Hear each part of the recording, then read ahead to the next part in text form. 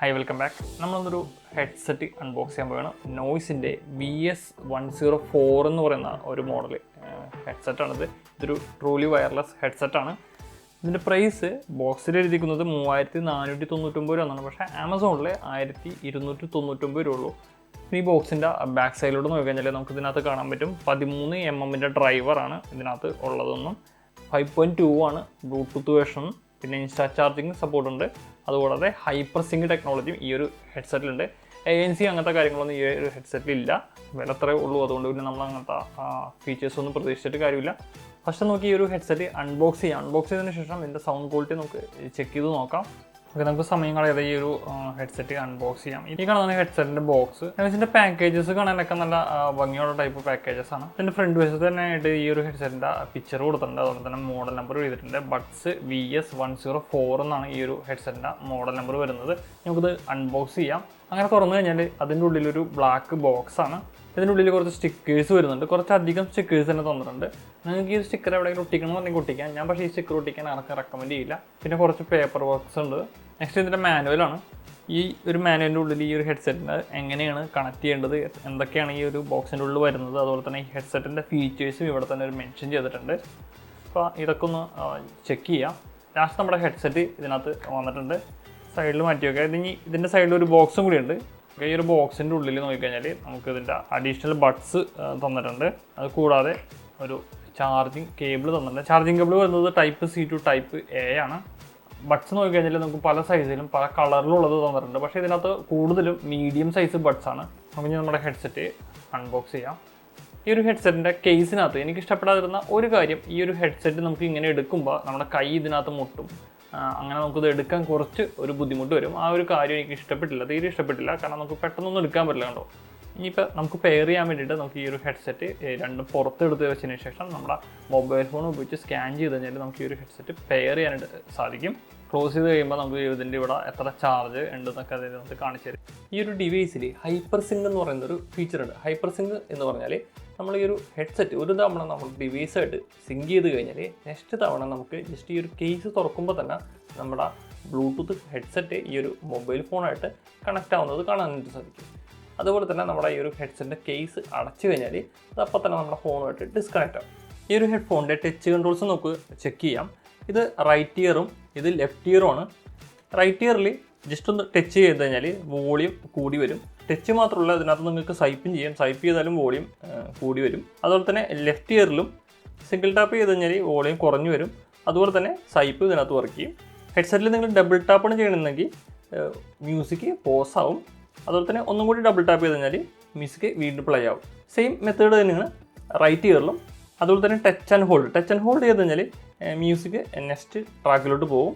തിരിച്ച് ബാക്കിലോട്ട് വരണമെന്നുണ്ടെങ്കിൽ ലെഫ്റ്റ് ഇയറിൽ പ്രസ് ആൻഡ് ഹോൾഡ് ചെയ്യുക.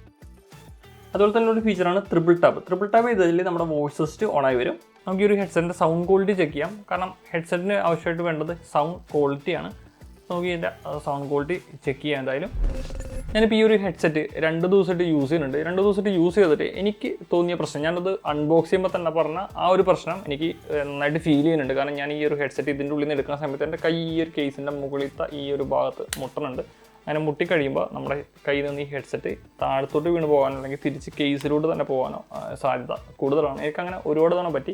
ബഡ്സിൻ്റെ കളർ ഞാൻ റീപ്ലേസ് ചെയ്ത്. അതുപോലെ ഞാൻ ഉപയോഗിക്കുന്ന ഫോണിൻ്റെ കളറും റെഡാണ്. ഇനി ഒരു ഹെഡ്സെറ്റിൻ്റെ ഫിറ്റ് നോക്കി കഴിഞ്ഞാൽ എൻ്റെ ചെവിയിൽ ഇത് കറക്റ്റായിട്ട് ഇരിക്കുന്നുണ്ട്. ഞാനത് ഈ ഹെഡ്സെറ്റ് വെച്ച് കഴിഞ്ഞാൽ ഇപ്പം വെച്ച് പാട്ട് കേൾക്കാൻ തുടങ്ങി കഴിഞ്ഞാൽ പിന്നെ എനിക്ക് അങ്ങനെ ഹെഡ്സെറ്റ് രണ്ടാമതൊന്ന് അഡ്ജസ്റ്റ് ചെയ്ത് വെക്കുക അല്ലെങ്കിൽ ചെവിയിൽ നിന്ന് തന്നെ ഊരുന്ന് പോകുക അങ്ങനെയുള്ള കാര്യങ്ങളൊന്നുമില്ല.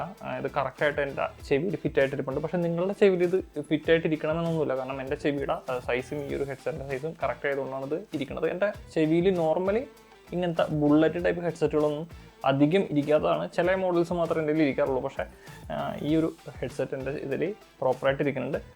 പിന്നെ ഞാനിത് യൂസ് ചെയ്തിരിക്കുന്നത് സ്മോളാണ് യൂസ് ചെയ്തിരിക്കുന്നത്.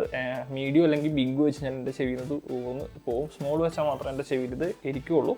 പിന്നെ ഇതിൻ്റെ ഇതിൻ്റെ ടച്ച് കൺട്രോളും കാര്യങ്ങളൊക്കെ വലിയ കുഴപ്പമില്ലാതെ വർക്ക് ചെയ്യുന്നുണ്ട്. ഒരുവിധം എല്ലാ സമയത്തും ഇത് പ്രോപ്പറായിട്ട് വർക്ക് ചെയ്യാറുണ്ട്. ട്രിപ്പിൾ ടാപ്പ് മാത്രമാണ് എനിക്ക് ചെറിയൊരു പ്രശ്നമായിട്ട് തോന്നാറ്. ട്രിപ്പിൾ ടാപ്പ് ചെയ്ത് കഴിഞ്ഞാൽ നമുക്ക് വോയിസ് അസിസ്റ്റൻറ്റ് ഓൺ ആവും. പക്ഷേ ട്രിപ്പിൾ ടാപ്പ് ചെയ്യാനായിട്ട് ഇത്തിരി പാടുള്ളതുപോലെ എനിക്ക് തോന്നുന്നുണ്ട്. നോർമൽ രീതിയിൽ വോളിയം കൂട്ടാനോ കുറക്കാനോ എല്ലാം ഇത് പെർഫെക്റ്റ്ലി വർക്ക് ചെയ്യുന്നുണ്ട്.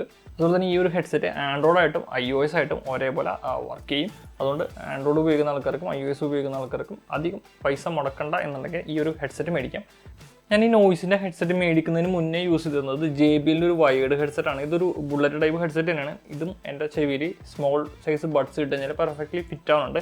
അതുകൊണ്ട് ഞാൻ ഇതായിരുന്നു യൂസ് ചെയ്തുകൊണ്ടിരുന്നത്. അപ്പോൾ ഇതിൻ്റെ സൗണ്ടും ഈ നോയ്സിൻ്റെ സൗണ്ടും വെച്ച് കമ്പയർ ചെയ്യുന്ന സമയത്ത് ഇതിന് അത്യാവശ്യം നല്ല രീതിയിൽ തന്നെ ബാസ് ഉണ്ട്. ഫുൾ വോളിയത്തിലൊക്കെ നിങ്ങളൊരു സോങ് കേൾക്കുക അല്ലെങ്കിൽ ഒരു മൂവി കാണുകയും ഗെയിം കളിക്കുകയൊക്കെ ചെയ്ത് കഴിഞ്ഞാൽ ഗെയിം കളിക്കുന്നവർക്ക് കുഴപ്പമുണ്ടാകാൻ സാധ്യതയില്ല. പക്ഷേ ഗണ്ണിൻ്റെ സൗണ്ടൊക്കെ മാരക സൗണ്ടായിട്ടൊക്കെ കേൾക്കുന്നത് കറക്റ്റ് ഒറിജിനൽ സൗണ്ട് പോലൊന്നും കേൾക്കുന്നില്ല. ഞാൻ ഈ ഒരു ഹെഡ്സെറ്റിനകത്ത് കേട്ടിരുന്ന പോലെയുള്ള സൗണ്ടല്ല ഇതിനകത്ത് വരുന്നത്. കുറച്ച് ബാസ് കൂടുതലുള്ള സൗണ്ടാണ്. ഓഡിയോ ടെക്നിക്ക M50X എന്ന് പറയുന്ന ഈ ഒരു മോഡൽ ഇതിൻ്റെ സൗണ്ടായിട്ട് കമ്പയർ ചെയ്യുമ്പോൾ ഇതിനകത്തുനിന്ന് അത്യാവശ്യം നല്ല സൗണ്ട് തന്നെ വരും. ഇത് ഒരു ഹൈ എൻഡ് ഹെഡ്സെറ്റാണിത്. അപ്പോൾ ഈ ഒരു ഹെഡ്സെറ്റും JBL ആയിട്ട് കമ്പയർ ചെയ്യുമ്പോൾ JBL വലിയ കുഴപ്പമൊന്നുമില്ലാത്തൊരു ഹെഡ്സെറ്റാണ്. പക്ഷേ JBLും ഈ ഒരു നോയ്സും തമ്മിൽ കമ്പയർ ചെയ്യുന്ന സമയത്ത് നല്ല രീതിയിലുള്ള ബാസ് വേരിയേഷൻ ഉണ്ട്. ഭയങ്കര ബാസാണ്. എനിക്കതിൻ്റെ ബാസ് അത്രയ്ക്ക് അങ്ങനെ ഇഷ്ടപ്പെട്ടില്ല. നിങ്ങൾക്ക് കൂടുതൽ ബാസൊക്കെ വേണമെന്നുണ്ടെങ്കിൽ ഈ ഒരു ഹെഡ്സെറ്റ് എടുക്കാം. പക്ഷേ എനിക്ക് ആ ഒരു ബാസ് ഇഷ്ടപ്പെട്ടില്ല. കാരണം ഞാൻ പണ്ട് കേട്ടിരുന്ന പല പ്രോഗ്രാംസിൻ്റെയും സൗണ്ട് വളരെ കൂടുതലായിട്ട് വളരെ ബാസി ആയിട്ടാണ് എനിക്ക് ഈ ഒരു ഹെഡ്സെറ്റിൽ നിന്ന് കേൾക്കാനായിട്ട് കഴിയുന്നത്. ഈ ഒരു ഹെഡ്സെറ്റിൻ്റെ കോളിംഗ് ക്വാളിറ്റി നോക്കി കഴിഞ്ഞാൽ അത്യാവശ്യം കുഴപ്പമില്ലാത്ത കോളിംഗ് ക്വാളിറ്റി ഈ ഒരു ഹെഡ്സെറ്റ് പ്രൊവൈഡ് ചെയ്യുന്നുണ്ട്. ഞാൻ കൂടുതലായിട്ട് ഈ ഒരു ഹെഡ്സെറ്റ് കോളിങ്ങിന് വേണ്ടിയിട്ട് യൂസ് ചെയ്തിട്ടുള്ളത് അധികം ബാക്ക്ഗ്രൗണ്ട് നോയ്സ് ഒന്നും ഇല്ലാത്ത സ്ഥലങ്ങളിലാണ്. വിൻഡുള്ള ഏരിയയിൽ യൂസ് ചെയ്ത് കഴിഞ്ഞാൽ ഇതിനകത്ത് ബാക്ക്ഗ്രൗണ്ട് നോയ്സ് അത്യാവശ്യം മാറ്റുന്നുണ്ട്. പിന്നെ വിൻഡിൻ്റെ സൗണ്ട് കാരണം നിങ്ങളുടെ വോയിസ് കട്ടായി പോകാനുള്ള സാധ്യത ഉണ്ട്. എനിക്ക് അങ്ങനെ 1-2 സ്ഥലങ്ങളിൽ അനുഭവപ്പെട്ടു. പക്ഷേ കൂടുതലായിട്ട് ഞാൻ ഈ ഹെഡ്സെറ്റ് യൂസ് ചെയ്യുന്നത് ഇൻഡോർ പർപ്പസിനൊക്കെയാണ്. പിന്നെ ഇതിൻ്റെ പ്രൈസ് പോയിന്റ് വെച്ച് നമ്മൾ ഈ ഒരു ഹെഡ്സെറ്റിനെ താരതമ്യം ചെയ്ത് കഴിഞ്ഞാൽ അത്യാവശ്യം നല്ല ഒരു ഹെഡ്സെറ്റ് തന്നെയാണ് ഈ ഒരു പ്രൈസ് റേഞ്ചിൽ നമുക്ക് കിട്ടുന്നത്. അപ്പോൾ ഇത്രയും കാര്യങ്ങളാണ് ഈ ഒരു ഹെഡ്സെറ്റിനെ കുറിച്ച് എനിക്ക് പറയാനുള്ളത്. Thanks for watching. See you again. By.